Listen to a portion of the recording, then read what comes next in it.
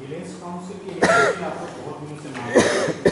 ये बताया गया है कि सही समय पे इलेक्शन ना हो तो 15 फाइनेंस का जो फंड है वो नहीं मिल सकते। हाँ। तो अभी बहुत से राज्यों में इलेक्शन हो रहा है। हाँ। तो आप लोग क्या चाहते हैं कि इसमें भी कोई पॉलिटिकली कुछ है? देखिए मैंने एक बात बोला है, मैंने तो ये बात आप लोग थोड़ा सा समझ लीजिए। मैंने तो ये भी कहा है कि विदाउट सिंबल इलेक्शन कीजिए। मैं नहीं चाहता हूँ कि गांव में आप बीजेपी, सीपीएम, कांग्रेस, तिपरा मोथा, आईपीएफटी फाइट करें। विदाउट सिंबल कीजिए, जैसे कि उत्तर प्रदेश में होता है, राजस्थान में होता है, महाराष्ट्र में होता है। पॉलिटिक्स को गांव में क्यों ले जाना चाहते हैं? विलेज काउंसिल इलेक्शन गांव का डेवलपमेंट के लिए है।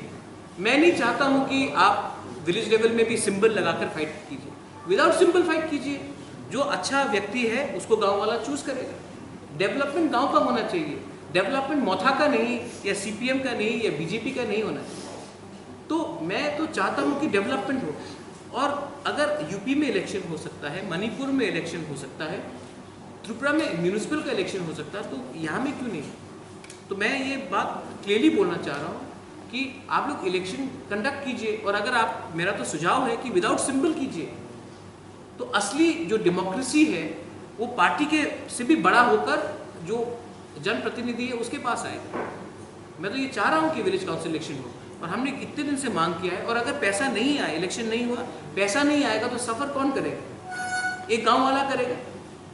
पहले पॉलिटिशियन से ज़्यादा या पॉलिटिकल वगैरह से ज़्यादा वो तो पहले इंसान है। आप पहले इंसान का तो बारे सोचिए।